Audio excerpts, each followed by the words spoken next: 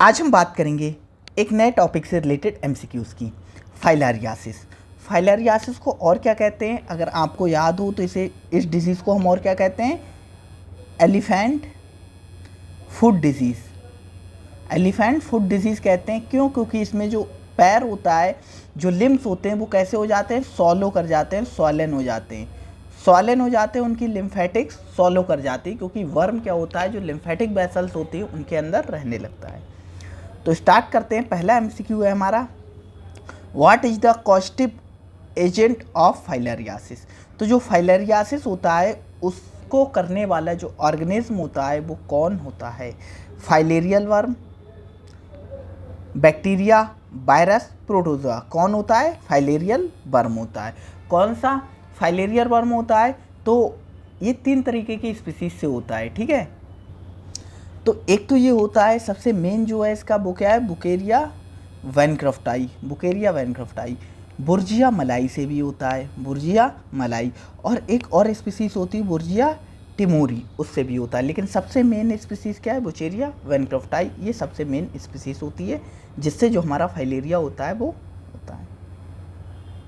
Which of the following is a vector for filariasis. तो जो filariasis होता है उसको ट्रांसपोर्ट करने वाला जो वेक्टर होता है, ट्रांसपोर्ट करने वाला जो एजेंट होता है, उसका क्या नाम होता है? टिक्स, मॉस्किटो, फ्लाइस और हमारे क्या हैं, lease.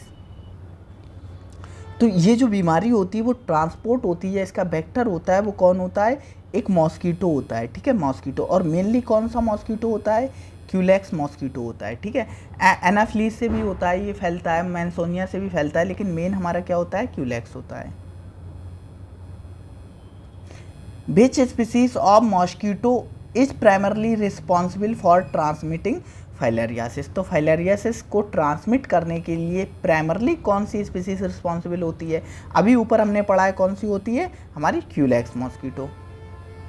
Which of the following is not a type of filarial worm. इनमें से कौन सा फाइलेरिया वर्म नहीं है? बुकेरिया वैनक्रफ्टाई, बुर्जिया मलाई और लोआ एनकाइलोस्टोमाडेड्रल। तो एनकाइलोस्टोमाडेड्रल क्या है, एक हेलमिंथ होता है, एक हेलमिंथ होता है। और ये क्या होता है, ये नीमेटोड से होने वाली डिजीज़ है, नीमेटोड से होने वाली डिजीज़ है, ठीक है। किससे होती है? नीमेटोड से होती है, नीमेटोड से होती है। और ये हमारे क्या है, हेलमिंथिक इन्फेक्शंस होते हैं जो एनकाइलोस्टोमाडेड्रल है। तो ये ऑप्शन इसका रॉन्ग हो जाएगा। विच of the following is a most common symptoms of filariasis. तो फाइलेरियासिस में सबसे कॉमन सिम्टम्स कौन सा देखने को मिलता है? तो सबसे कॉमन सिम्टम्स कौन सा होगा? जो पैर होंगे, लिम्स होंगे, वो सॉलो कर जाएंगे, तो सॉलिंग ऑफ लिम्ब देखने को मिलेगा। हाथी पाँव डिजीज़ या एलिफेंट फुट डिजीज़ भी से इसीलिए कहते हैं।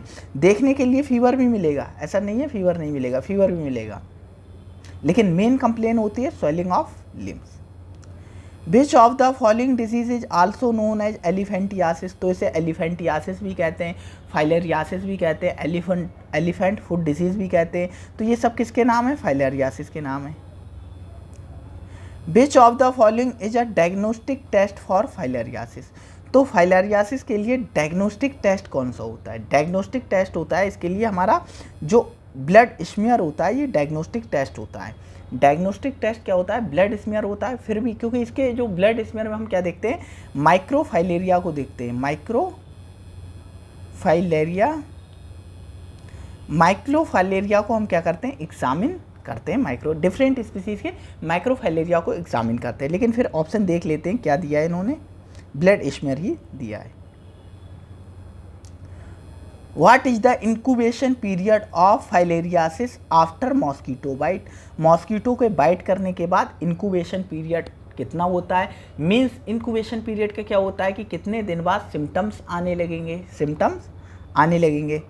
तो ये सिम्टम्स आने लगेंगे या मल्टीप्लाई करने लगेगा, मतलब इफेक्ट दिखने लगेगा। 1 से 3 दिन, 1 से 2 वीक, 6 से 12 मंथ, 5 से 10 ईयर। तो इसका जो इंक्यूबेशन पीरियड होता है वो कितना होता है? 6 to 12 मंथ के करीब होता है। Which organ primarily affected by filariasis. तो जो फाइलेरियासिस होती है उनके द्वारा सबसे कॉमनली कौन सा पार्ट होता है बॉडी का वो अफेक्ट करता है? Lungs, heart, limbs, liver. तो सबसे कॉमनली कौन अफेक्टेड होते हैं भाई? लिम्स अफेक्टेड होते हैं। The larva of which filarial worm are found in the blood. तो कौन सा ऐसा फाइलेरियल वर्म है जिसका लार्वा ब्लड में पाया जाता है? बुकेरिया बैनक्रफ्टाई, हाँ पाया जाता है। ब्रूजिया मलाई, इसका भी पाया जाता है। और लोआ लोआ, इसका भी पाया जाता है। तो ऑल ऑफ दीज इसका आंसर ठीक होगा। What is the name of drug used for treating filariasis. तो फाइलेरियासिस को ट्रीट करने के लिए कौन सी ड्रग का यूज करते हैं? एल्बेंडाजोल, डाइइथाइल कार्बामजीन और इबारमेक्टिन। तो कौन सी ड्रग का यूज करते हैं हम? डीसी और क्या इबारमेक्टिन का यूज करते हैं। तो आंसर हमारा क्या हो जाएगा? आंसर डी हो जाएगा। एल्बेंडाजोल हेलमिंथिक इन्फेक्शन के लिए यूज की जाती है। ये क्या है? एक एंटी हेलमिंथिक डिजीज है, मतलब ड्रग है, एंटी हेलमिंथिक ड्रग है। Which of the following is a method of prevention for filariasis. तो फाइलेरियासिस को प्रिवेंट करने का एक कौन सा अच्छा मेथड है या कौन सा मेथड है? यूज ऑफ इंसेक्ट रेपेलेंट, हाँ भाई हो सकता है इंसेक्ट रेपेलेंट का ही यूज करें जिससे मच्छर ना काटे, मच्छर नहीं काटेगा तो डिजीज़ नहीं होगी। बियरिंग लॉन्ग स्लीव, हाँ लॉन्ग स्लीव के क्लोथ पहने। स्लीपिंग अंडर मॉस्किटो नेट, हाँ ये भी कर सकते हैं, मॉस्किटो नेट के अंदर हम सोकर क्या मॉस्किटो से बच सकते हैं। All of the above. तो आंसर क्या होना चाहिए? ऑल ऑफ दी एबव होना चाहिए। What is the primary mode of transmission of filariasis. सबसे प्राइमरी मेथड क्या है ट्रांसमिशन होने का?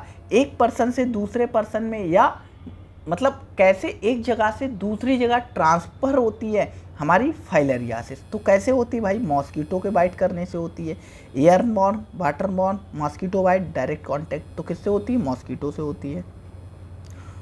What is the condition known as when there is severe swelling in the legs due to filariasis. तो filariasis में जो लेग होते हैं उनमें क्या होती है? सीवियर स्वेलिंग हो जाती, बहुत ज़्यादा स्वेलिंग हो जाती, मोटे हो जाते हैं पैर बहुत ज़्यादा। उस कंडीशन को हम क्या कहते हैं? एसाइड्स एलिफेंटियासिस, इडिमा और साइनोसिस।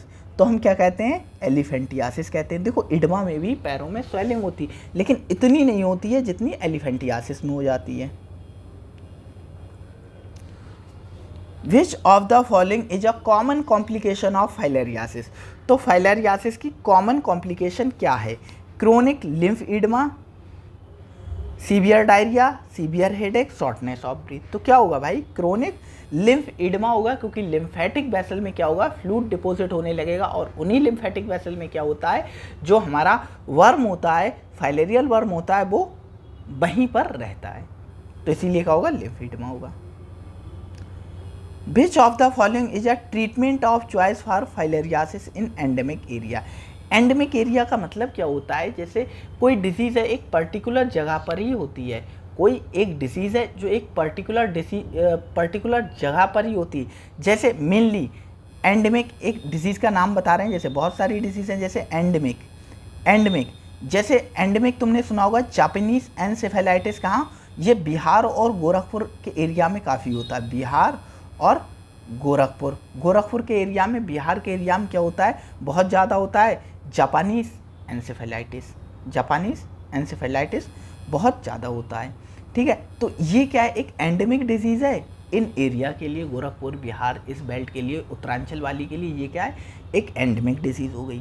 ठीक है, तो ये क्या है? एंडेमिक डिसीज़ होती है। तो इसी तरीके से जो एंडेमिक एरियाज होते हैं, उन ऐसे एरिया जहाँ पर जो हमारी फाइलेरियासिस होती है बहुत ज़्यादा होती है। जैसे हमने लास्ट वीडियो में बताया था कालाजार बिहार जो होता है, कालाजार के लिए एंडेमिक है इंडिया में, क्योंकि 70% अप्रॉक्स केसेस कालाजार के सिर्फ और सिर्फ कहाँ से आते हैं? बिहार से आते हैं। तो इसी हिसाब से फाइलेरियासिस जब एंडेमिक होता है जिन एरिया में, वहाँ जो हमारी ड्रग ऑफ चॉइस होती है वो क्या होती है? एंटीहिस्टामाइन। भाई एंटीहिस्टामाइन नहीं होते, एनाल्जेसिक भी नहीं होते, एंटीपायरेटिक भी नहीं होते हैं। क्या होता है? डाइइथाइल कार्बामेजिन होती है, diethylcarbamazine. What type of immune response is typically triggered by filariasis. तो फाइलेरियासिस में सामान्यतः कौन सा प्रतिरक्षात्मक प्रतिक्रिया उत्पन्न होती है? T helper 1 cell response, T helper 2 cells response, antibody mediated response, cell mediated response. तो इसमें कौन सा रिस्पॉन्स आता है? तो इसमें आता है टी हेल्पर 2 सेल्स जो होती हैं उनके थ्रू क्या होता है, रिस्पॉन्स आता है, मतलब इम्यूनिटी प्रोवाइड की जाती है। Which of the following worm is responsible for causing filariasis in Asia? जो एशिया का रीजन है उसमें फाइलेरिया करने के लिए कौन से वर्म जो होते हैं वो रिस्पॉन्सिबल होते हैं? बुचेरिया वैनक्रॉफ्टाई होता है, बुचेरिया मलाई ये भी बुर्गिया मलाई ये भी होता है, और ब्रूजिया टिमोरी ये भी होता है। तो सारे के सारे जो स्पीसीज यहाँ दिए हैं वो सारी स्पीसीज एशिया में क्या करती हैं, फाइलेरियासिस कॉज करती हैं। In which part of the body filarial worm primarily reside? मतलब ऐसा कौन सा पार्ट होता है बॉडी का जहाँ पर प्राइमरली जो फाइलेरियल वर्म होता है वो रहता है? तो कहाँ होता है? Liver, lymphatic vessels, heart, lung. तो कहाँ रहता है? लिम्फेटिक वेसल्स, और वो भी कहाँ? लोअर लिम्ब की। लोअर लिम्ब की जो लोअर लिम्ब होता है उसकी लिम्फेटिक वेसल्स में रहता है, और लिम्फेटिक वेसल्स में ये ऊपर की ओर बढ़ता है। क्या? अपर की साइड बढ़ता है, ऊपर की साइड बढ़ता जाता है, और टेस्टिस को भी इन्वॉल्व कर लेता है, मतलब टेस्टिस का भी साइज बढ़ जाता है, काफ़ी बढ़ जाता है। कहने का मतलब ये है जो रिप्रोडक्टिव ऑर्गन्स होते हैं, ठीक है, प्राइमरी रिप्रोडक्टिव ऑर्गन्स होते हैं, उनको भी क्या अफेक्ट करने लगता है। What is the primary symptoms of acute filariasis? किसी को फाइलेरियासिस एक्यूट हुआ है, तुरंत हुआ है, तो कौन कौन से सिम्टम्स आ सकते हैं? Fever, chill, abdominal pain, joint pain, cough and sputum. तो कौन से सिम्टम्स आते हैं? अगर एक्यूट फाइलेरियासिस होता है तो क्या होता है? फीवर और चिल आता है। एक तरीके से क्या एलर्जिक रिएक्शंस होती हैं, जिसकी वजह से क्या फीवर और चिल आता है। Which of the following is an important vector control strategy to prevent filariasis? तो फाइलेरियासिस को प्रिवेंट करने के लिए कौन सी वेक्टर कंट्रोल स्ट्रेटजी अपनाई जाती है या इम्पॉर्टेंट है? इंडोर स्प्रेइंग ऑफ इंसेक्टिसाइड, हाँ बिल्कुल बात सही है। एलिमिनेटिंग ऑफ ब्रीडिंग साइट, हाँ ब्रीडिंग साइट्स को हम एलिमिनेट कर दें। यूज मॉस्किटो नेट्स, हाँ मॉस्किटो नेट्स का यूज करके। तो ऑल ऑफ दीज इसका आंसर होगा। और ये सारी स्ट्रेटजी कहाँ आती हैं? ये आती हैं एक national vector borne disease control programme.